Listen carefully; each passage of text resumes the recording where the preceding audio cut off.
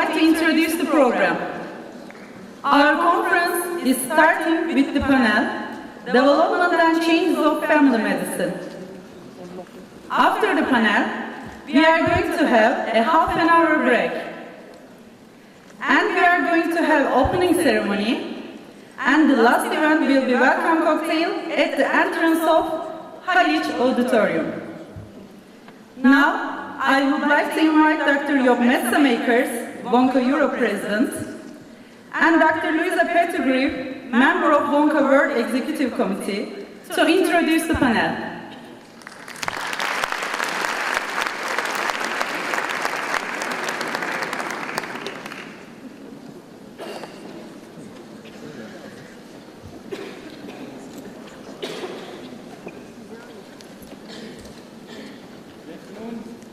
Gentlemen, welcome to this panel, which I will conduct together with my colleague Louise Pettigrew. I think I would like to ask on stage Professor Okay Basak, the president of TAHUT, the Turkish Association of Family Medicines, and a family doctor in Turkey. Please, Okay, come on.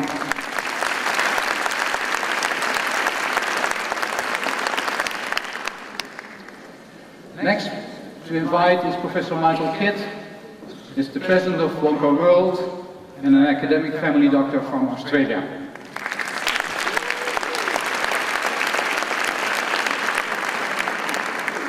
Welcome. We go on with Dr. Alan Kumar. He is the young doctor representative on Wonka World and a family doctor in India. Please welcome him.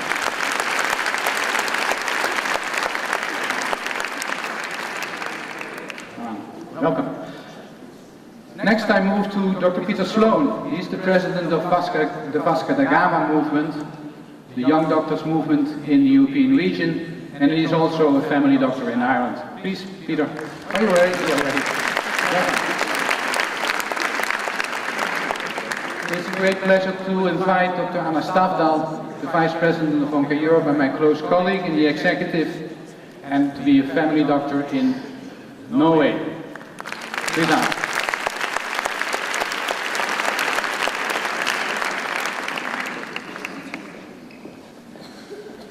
And then last but certainly not least, I invite Dr. Pavel Ursu, representative of the World Health Organization in Turkey.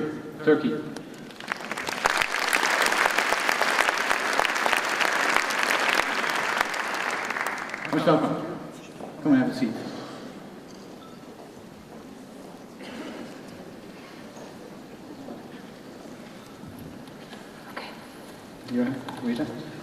So welcome everybody. It's a huge pleasure to be here today, such a wonderful international and distinguished panel. Over the next hour we are going to discuss some topics that the panel and we have thought are relevant and appropriate with regards to the challenges and strategies to improve family medicine in the future within the context of health policies. In the spirit of the conference of being young and staying young, I've managed to convince Job to make it a bit more interactive and take some questions from the audience through social media.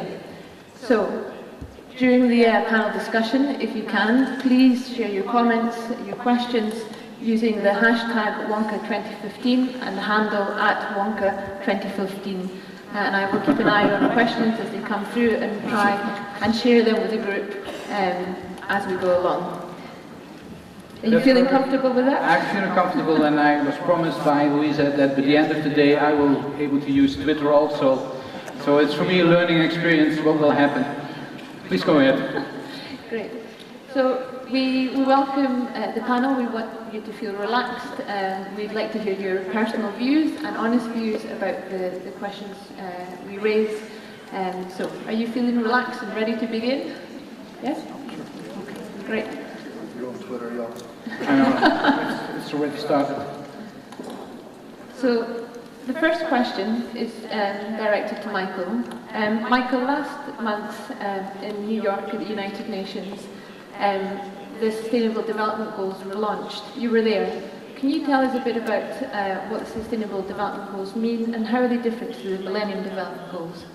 Okay, thanks. Thank you, Louisa, and hello to everybody. It's wonderful to be here in Istanbul. As many of you will probably recall, in the year 2000, the United Nations released the Millennium Development Goals. 8 goals agreed to by every nation on the planet to tackle some of the major problems affecting humanity, and particularly tackling extreme poverty, trying to work together to reduce the number of people living in extreme poverty. There were 8 Millennium Development Goals, and 3 of them were related to health. One about reducing infant mortality, one about reducing maternal mortality, and one about tackling infectious diseases, particularly HIV/AIDS, tuberculosis and malaria. Now, there was reporting against a number of indicators for each of these goals over the last 15 years, and we actually saw some major improvements in tackling extreme poverty and improving education, especially of girls in many countries, and reductions in infant mortality, maternal mortality, improved access to treatments for HIV and tuberculosis and malaria. But there were many areas around the world where improvements were not as marked as we would have liked to have seen, and especially in Africa. And so the United Nations got together at the end of the 15-year period, and they've released a new set of goals, the Sustainable Development Goals. Now, it's become a lot more confusing because they've moved from 8 goals to 17 goals. And behind these 17 goals, there are 169 targets which are going to be measured for every country. And only one of these goals is specifically related to health. It's number 3. You can see it with a syringe and a band-aid up the top here. And goal number 3 is about ensuring that every person has access to healthcare everywhere in the world, everyone of every age. And that's what we call universal health coverage. It's making sure that every person in every country has access to high-quality healthcare. However, many of the other goals have an impact on health. A lot of them are about the environment and the impact of the environment on our health. Some of them are on the health of the workforce in each country and the need to have a healthy, well-educated workforce. And of course, some of them are around peace and justice, which of course impacts the health of the public as well. So I think that what we're going to see over the next, and this is for 15 years, these are the targets of the United Nations for the next 15 years, and I think these targets actually offer a wonderful opportunity for family medicine.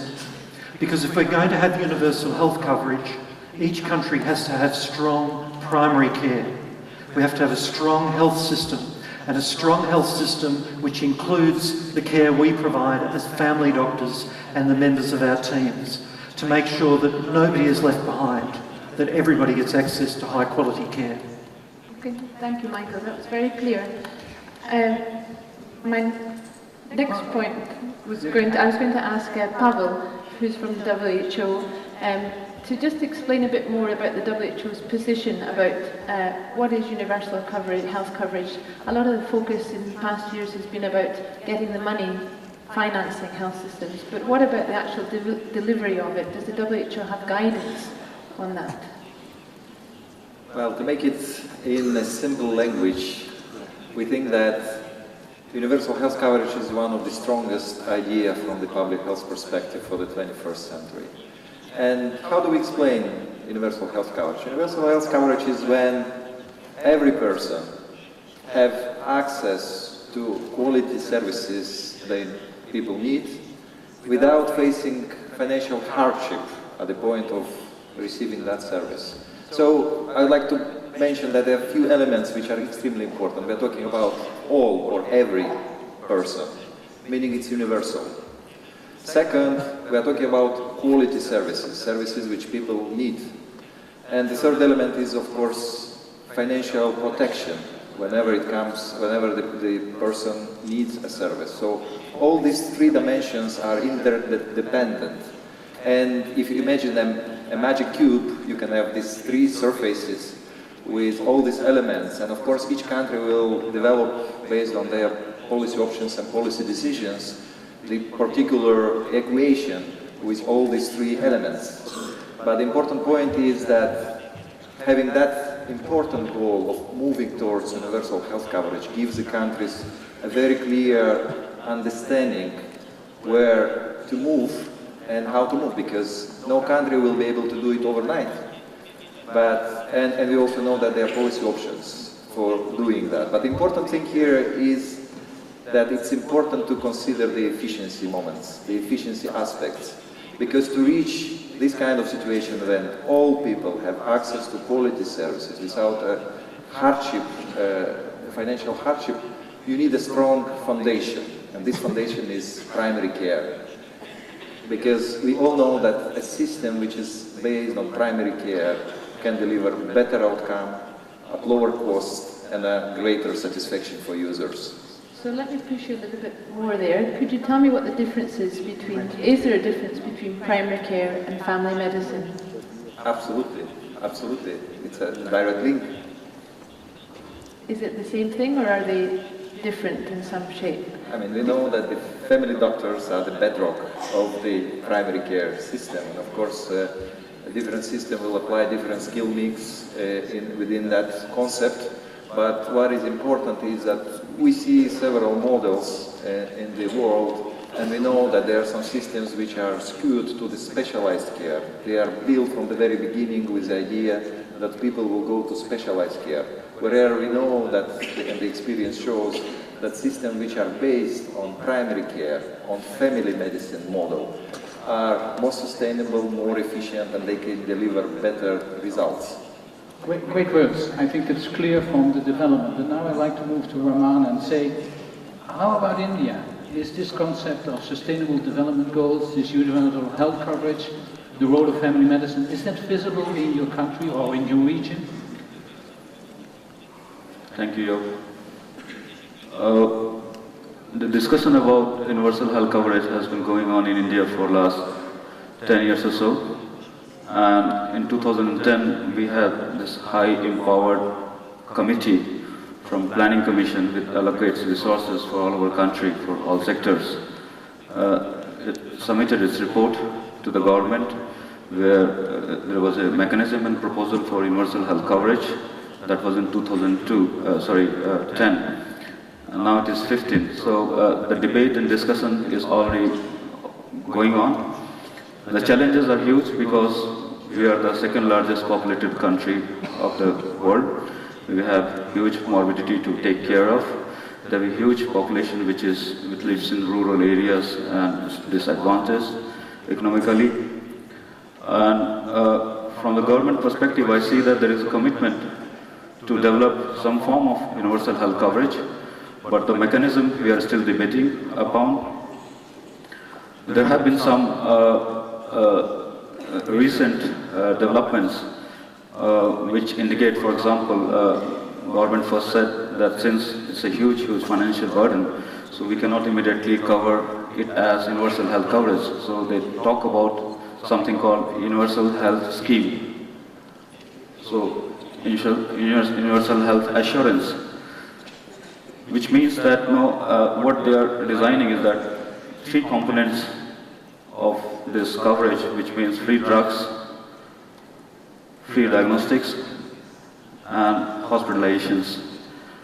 I see a problem and there is a risk because although we have been talking about public health systems in India for a long time, but India has a very strong private healthcare industry.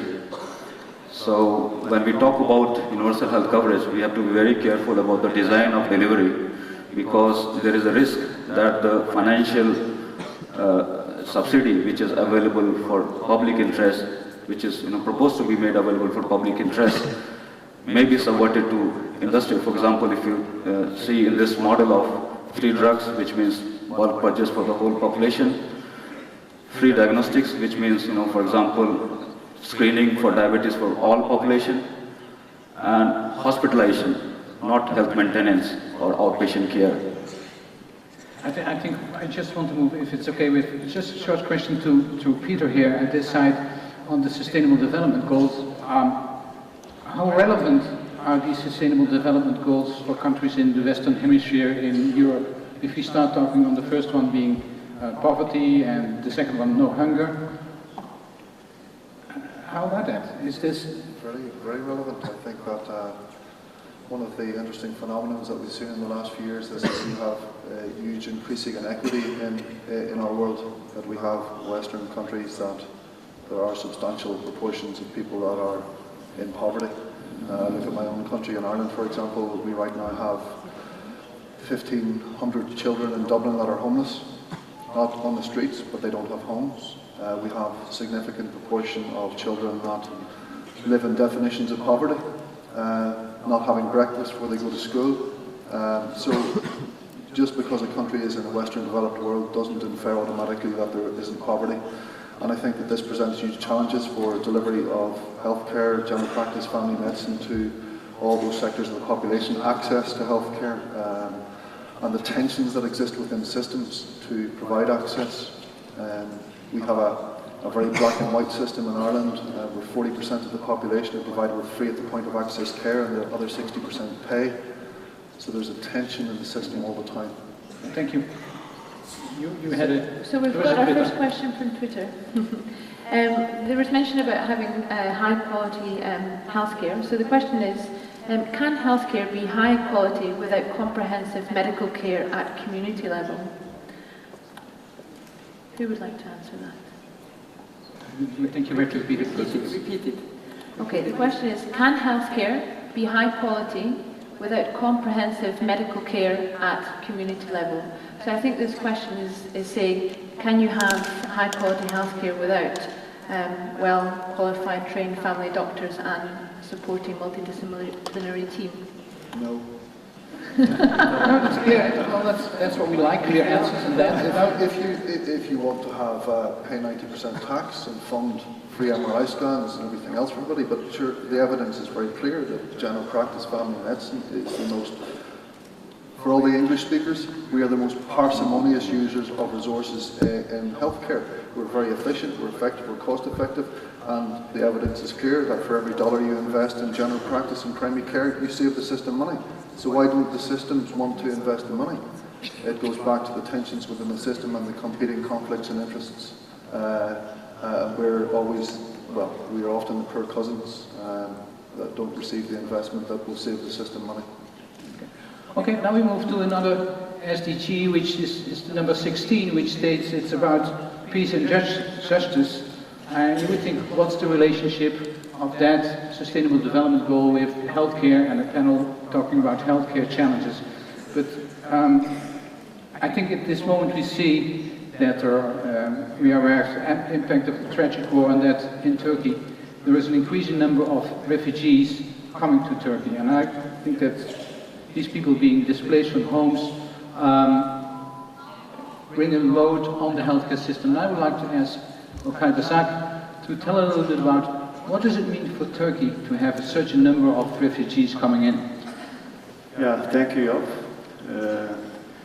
Yes, tragic events are happening in our region, and nearly 2 million refugees from Iraq and Syria come first to Turkey, moved away their homes to an unknown future. When they first come to Turkey, they are first referred to refugee camps, and they are registered in these camps and are given an ID numbers.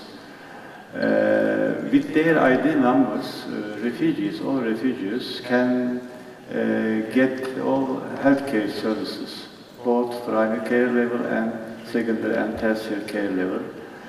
Of course, in the beginning, all the refugees were in these camps, but then they moved again to other cities of Turkey, and they are now in all cities, almost even in all small towns they live.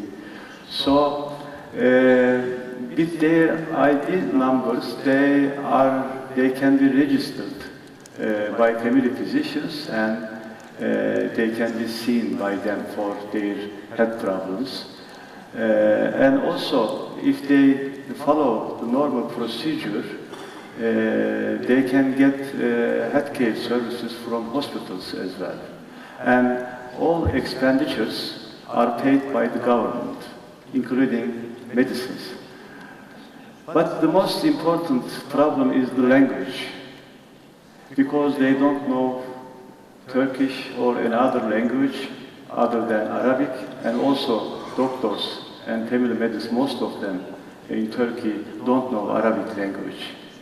So, as family physicians, as doctors, we experience mostly language problems with refugees.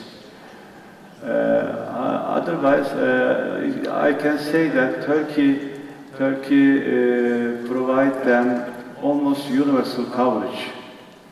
But also I must say that Turkey is almost alone trying to cope with refugees. So we need support from the world. So, because you're saying this system, you cannot sustain this kind of system, this kind of support. Sorry? You cannot sustain this support for continuous time as this now, because how long will the system develop? Maybe we should ask Pavel, when does the health system in Turkey go broke on this problem?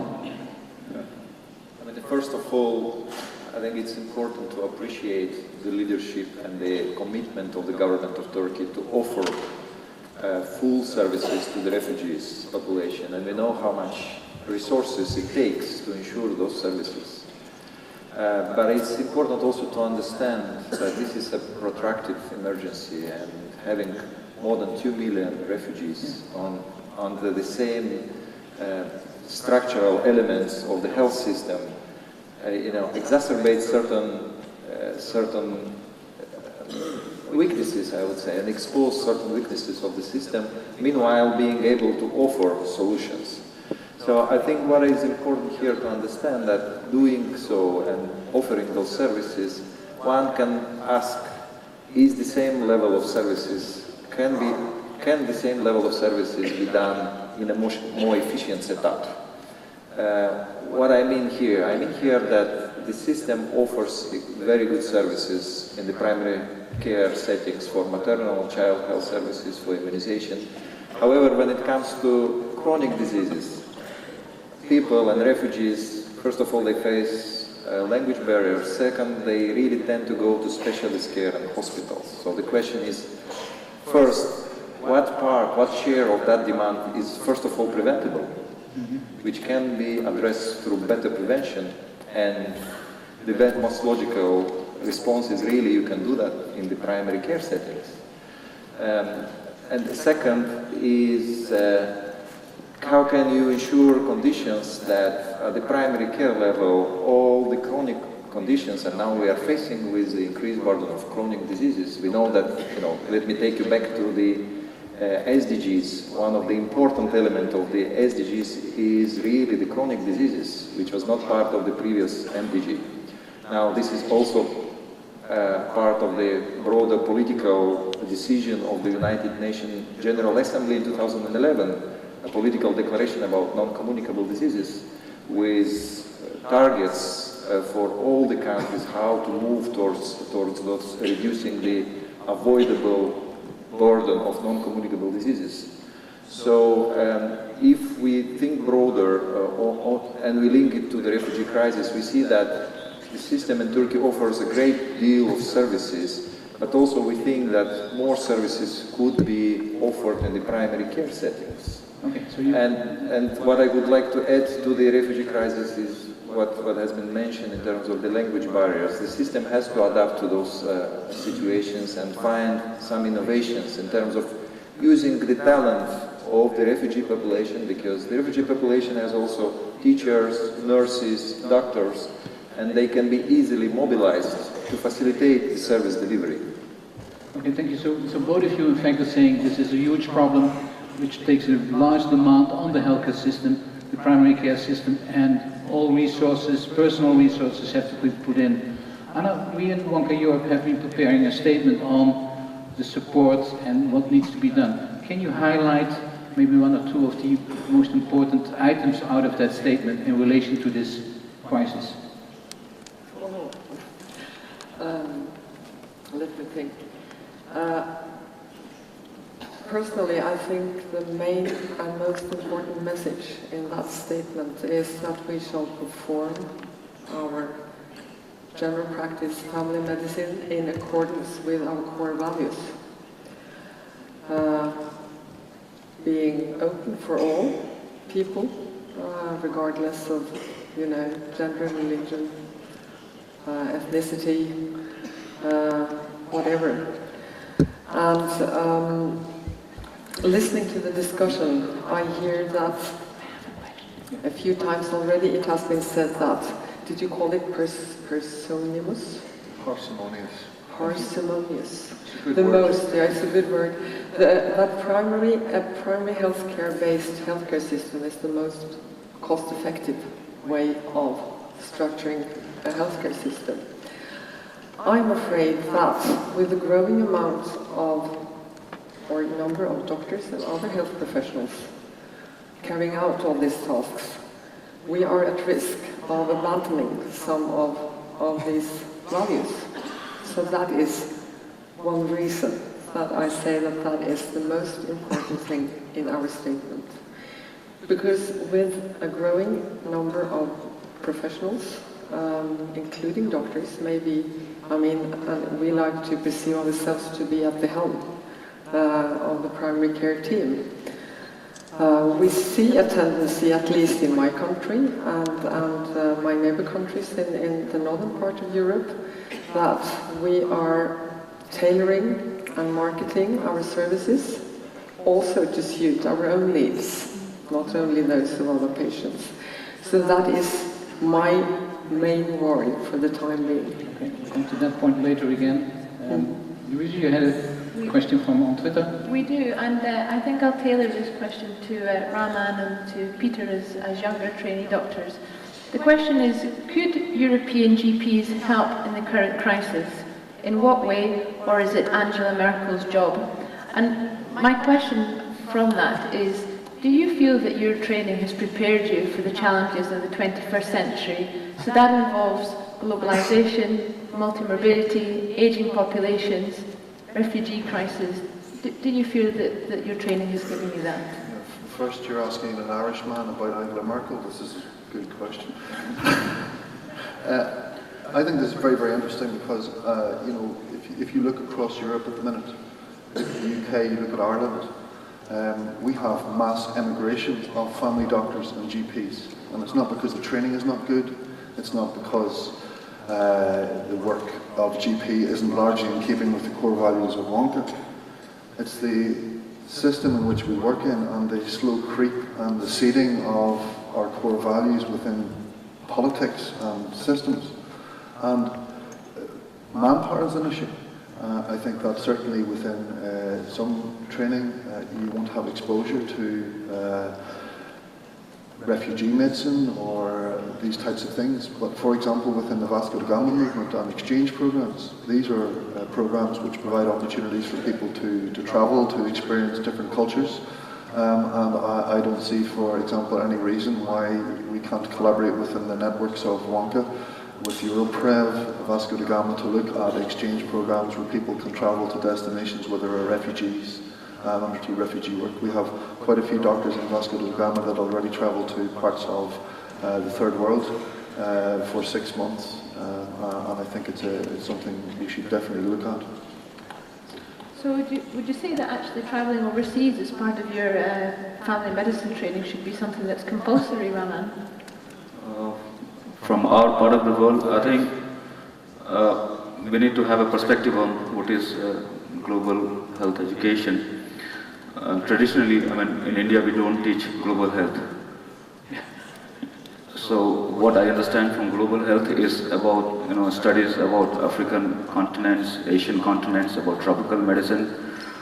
But when I started coming to Europe, I understand that global health for me is knowing about systems in UK. Global health for me is knowing systems in Western European countries, in Portugal, Spain, Australia, United States. So that what we are probably making. Earlier to your question, I mean, are we making enough changes, or are we, is our training adequate? I think no, in our part. The medical education reforms have been pending for a long time in South Asia, if I can see. And most of the structures which we are having are as old as 50 years old, and nothing much has progressed after that. For example, a typical undergraduate medical training takes place at a very big tertiary care center. There is hardly any community posting. Those doctors who are working in community are not eligible to become faculty in medical schools. They are not part of any medical education regulatory body. So there is a huge gap which we need to cover. I think we already moved a little bit in the next subject on the training term. One of the questions was, are you satisfied with your training? And I think you both have said there's room for improvement, depending on the setting where you are. But there's also always this debate on the length of training. Has anybody the wisdom on to determine the length of training, Michael? The length of training for family medicine, for the family medicine specialist. Several countries have 3 years, other countries will absolutely say 5 years. What's the stone of wisdom, or what's the standard? Yeah, it's a challenging question, and I think one of the challenges we have is each country has its own health system.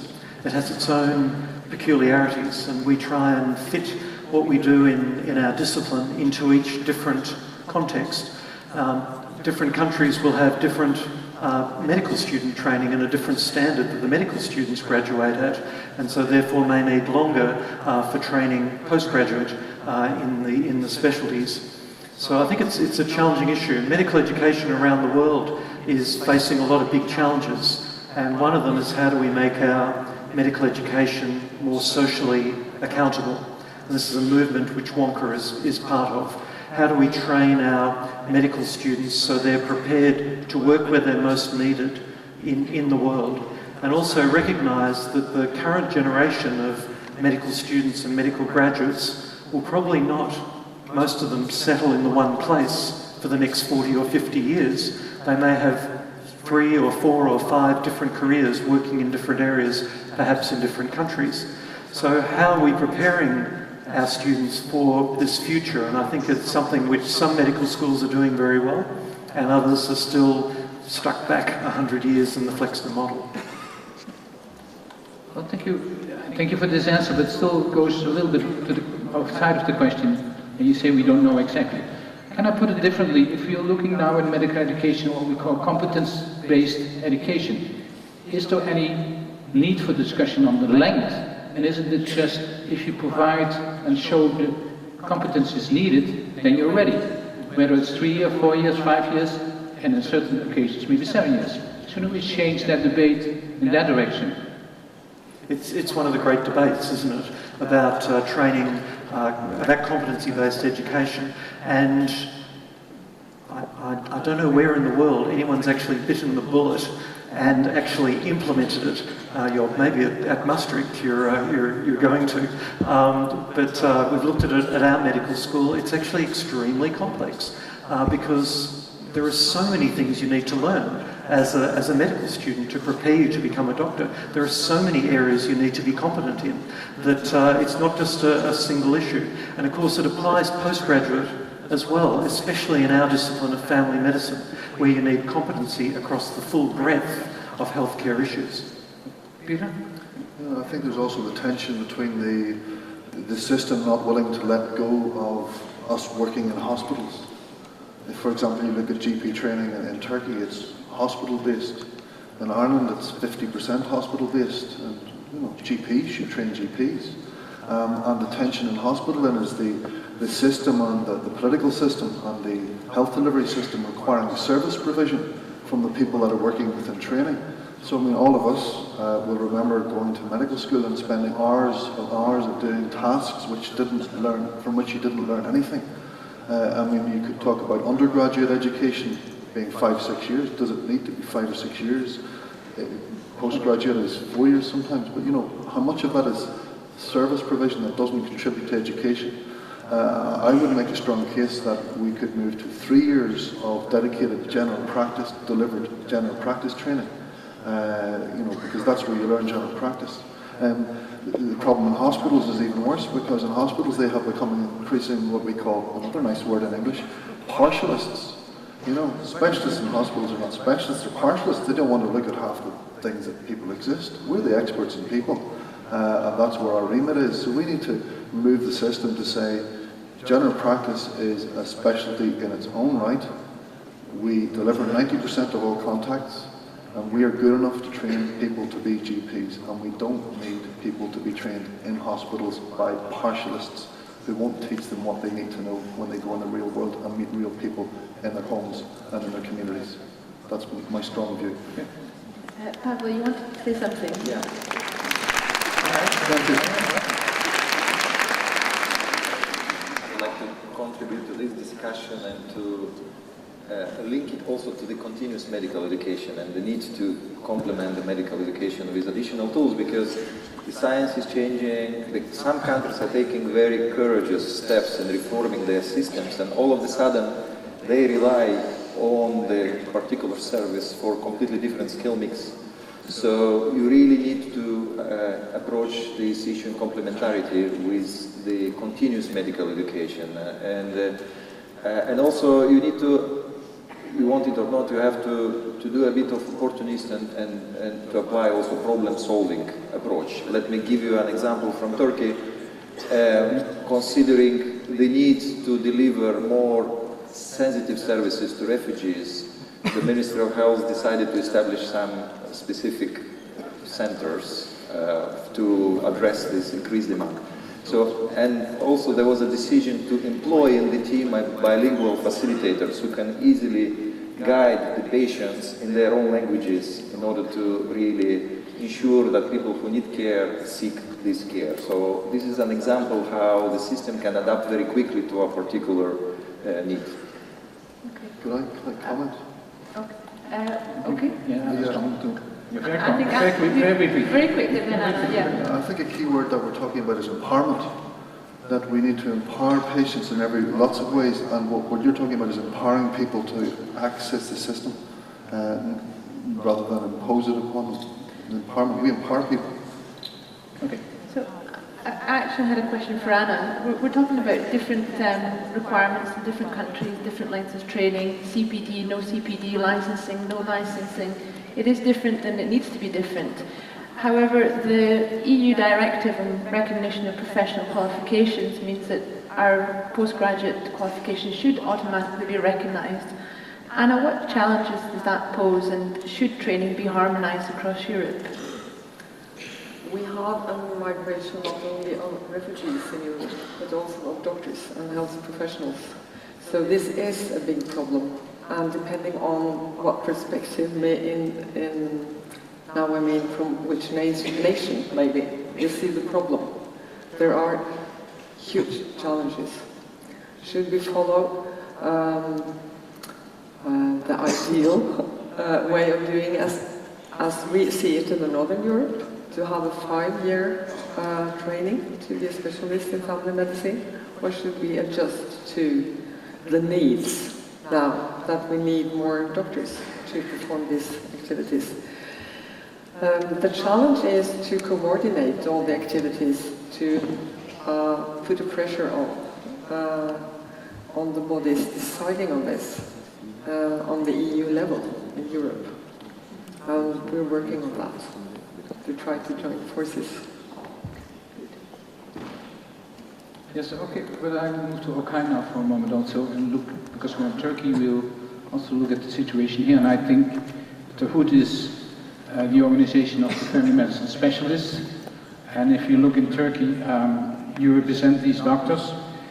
However, a large proportion of the doctors working in the general practice setting, in the primary care setting, are not trained as family medicine specialists. What's your goal for the future?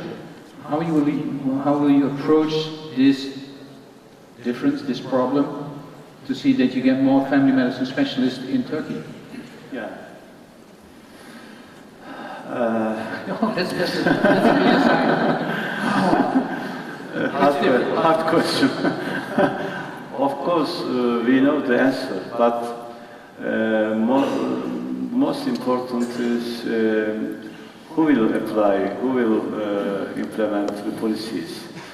So we prepare many proposals to Minister of Health, and we are waiting for them to do our proposals.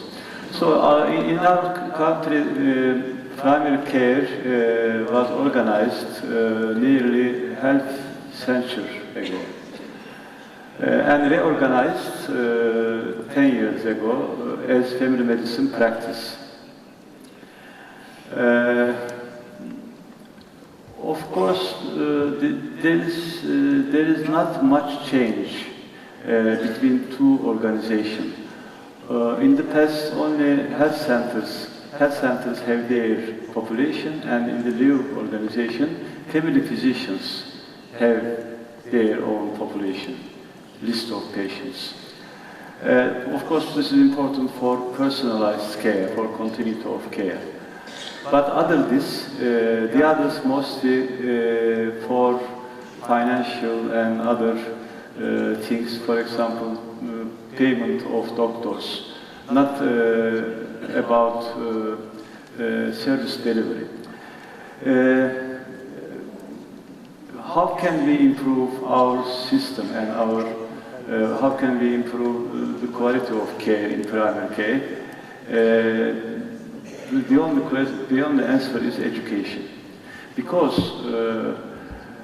family physicians working today in primary care, most of them, nearly 95 of them, are just graduates from medical schools, not vocationally trained in family medicine or in any other specialties. So we need to educate them. Family medicine specialty train was started 30 years ago, nearly 30 years ago. Today there are about 3,000 family medicine specialists in our country, but only 1,200 family medicine specialists work in family medicine practice in primary care. So we need much more educated family physicians in the future. So this is a health policy. What do you want to do? What do you want to support first? To whom? To primary care or to hospitals? So at the moment our government, our Minister of Health has an ambivalent attitude. On one hand, they emphasize the importance of primary care and try to support, strengthen it. On the other hand, they encourage people to go to hospitals without any barriers, and they try to increase the number of hospitals and hospital beds. At the same time, they claim that there is a shortage of doctors in our country. So, how do you plan the future of education in medicine? So, we suggest to the Minister of that for 3 or 4 years, first strengthen primary care, increase the training positions in family medicine up to 2,000 per year, and then they can again go back to the same policy. I think 3 or 4 years will be enough for us to start a cycle, a positive cycle in education of family medicine. Okay, thank you.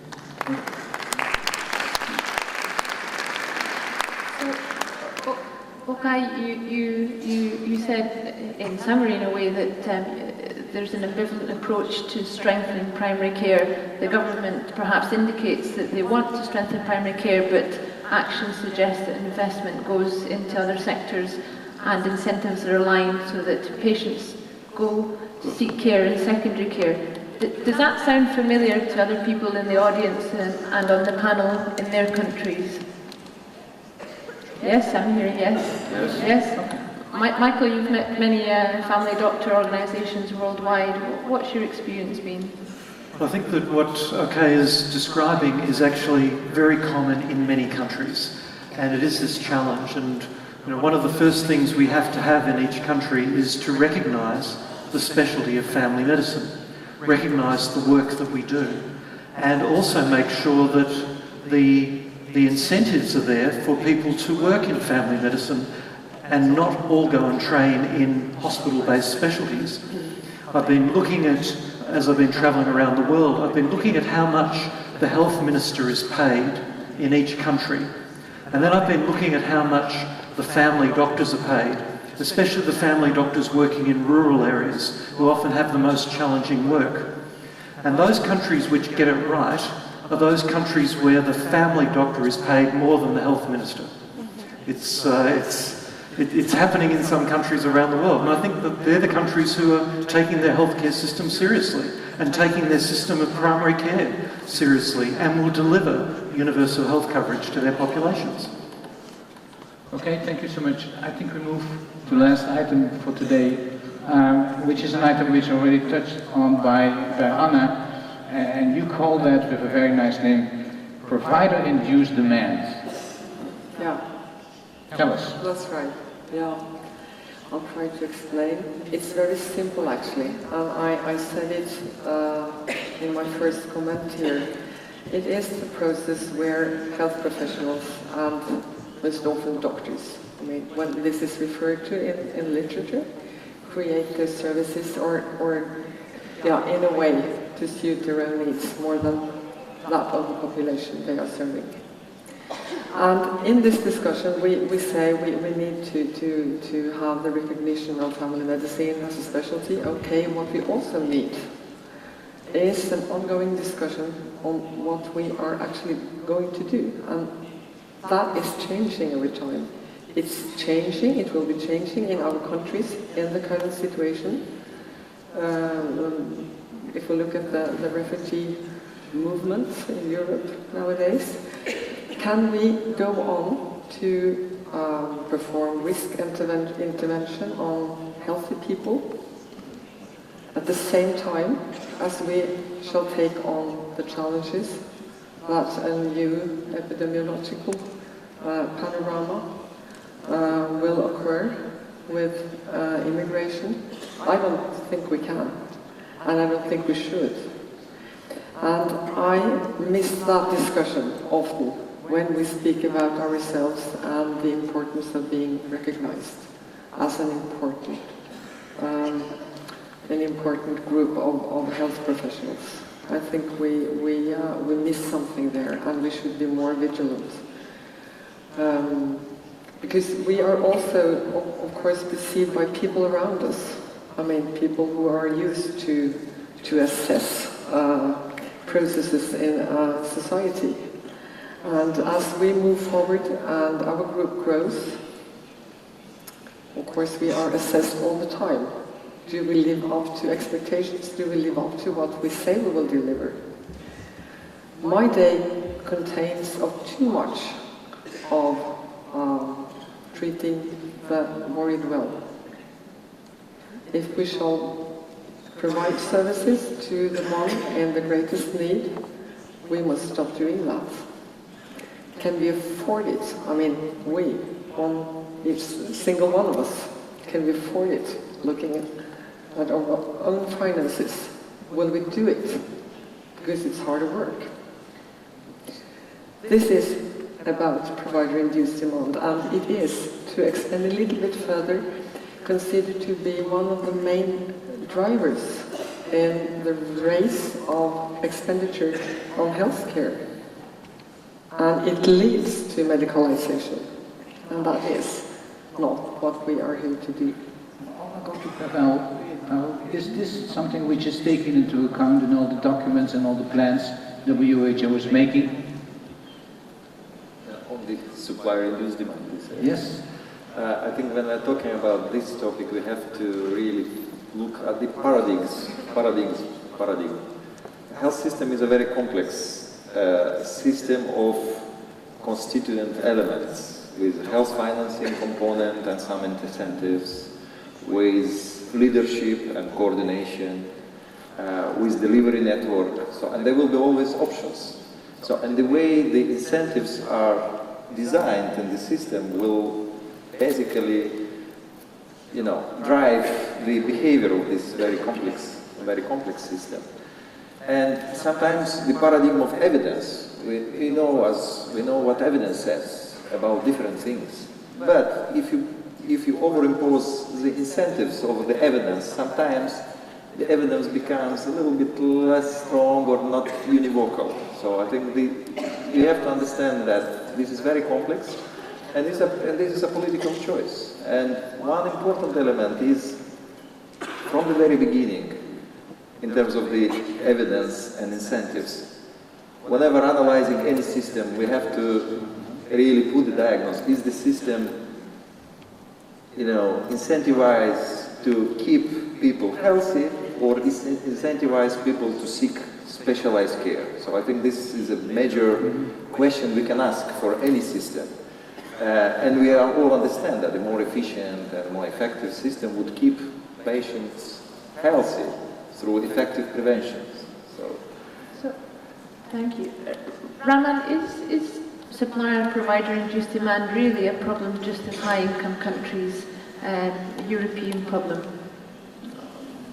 I think it's a global problem, and it's more challenging in situations where regulatory system is weak or not sufficiently evolved to control checks and balances on this, because if the system is industry driven, the chances that the supply, there will be conflict of interest in the settings of providing services. So there is, of course. Okay, so it's a worldwide problem. Yeah. Okay. So then let's not ask Peter the same question, but ask Peter, what's the options for solution? How do we approach that? How we approach that in training? How we approach that?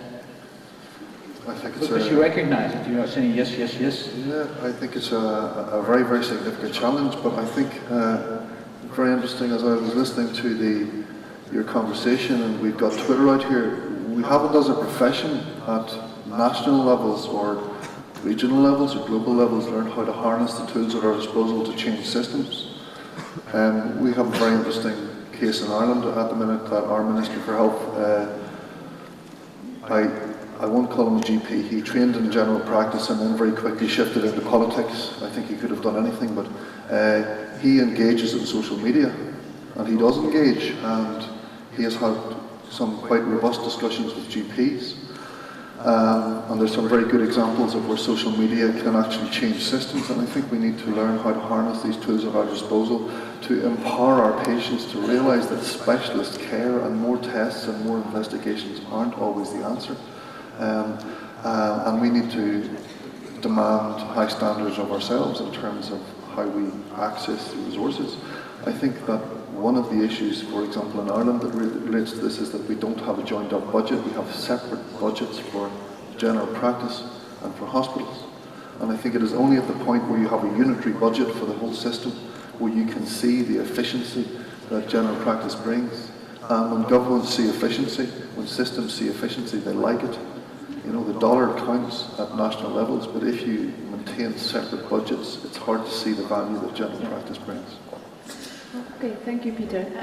You mentioned social media, and one of the questions that came through a few minutes ago, I'm sorry I can't answer all of them, pose all the questions, so I'm just selecting some, was about how we can use social media. And we actually have one question here that perhaps could go to most of the panel. It says, how can family medicine do a much better job of advocating for its pivotal role? How can we transform this talk into action? Who wants to start? How can we transform this talk into action? How can we transform? How can family medicine do a much better job of advocating for its pivotal role. How can we transform this talk into action? Hashtag less tests, please. Hashtag less tests, okay? So, Raman. if I say from the, how do we synergize family medicine with the, healthcare delivery system? I think there is a disconnect, and probably we need more synergy in education system and the delivery system. And this is more challenging in the settings of developing countries, where if you see the undergraduate program, which is entirely tertiary care hospital-based, where we are preparing a large number of doctors who are not skilled enough to work in community setting. We expect them to work in primary care setting, but they are not trained for that. And second, and on the other aspect, when we talk to our policy makers for family medicine training, there are two barriers. One is that they consider extended training as wastage of resource. I mean, why do we need to train another 3 years doctors before we let them go into the system? But the problem here is that we are not offering them any career progression into the community. We are training them at community tertiary care hospitals, and we are not letting them go into the system. So in India, what we see in the last 5 years, we have doubled the number of our doctors which we produce. In 2010, we had around 25,000 medical graduates coming out of some 300 medical schools. And in 2015, we have some 50,000 medical graduates coming out of 400 medical schools. But it is not solving problem, because we are not developing a career path for them to go into the community. So family medicine is not kind of wastage of resource of years, it is an extension of the education where doctors are available to work in community while they are training, and further they can remain there once they are in that setting. And this has to be supported by the delivery system. There has to be link. In the current situation, the delivery system and the education system are working independently. So family medicine, in my opinion, in my country, is a solution for this. We'll come to you, okay? Yeah. I think we need to be aware of the fact that we are running at the end of time, so keep it to a short answer. For solution, you mean? Yeah. Yes, please. Yeah, we as healthcare providers, as family physicians, mostly trying to find palliative solutions and to design some innovative care models, but without struggling to change negative impacts of free market economy, free market dynamics. It is not possible to succeed the goals of improving quality of care for individuals and populations. So, as family physicians, we should also get interested in the things other than health. Okay. Michael, do you have a word on that? And then we'll go to Anna and see if she is happy with our answers. I think our member organisations hold the solution to this challenge. Our colleges and academies and societies in each of our countries are well equipped to tackle these solutions in each of our countries and to work with our patients in each of our countries in tackling these solutions, in letting our politicians and our policymakers know this is what needs to happen, this is what needs to change. And conferences like this allow us to learn from each other, to learn what's worked really well in another country, and then we can take it home and take home those ideas and see if we can implement them. Okay, good advice. Anna? Yeah, if I'm happy? Yeah. Well, I'm happy if I'm allowed to formulate it myself.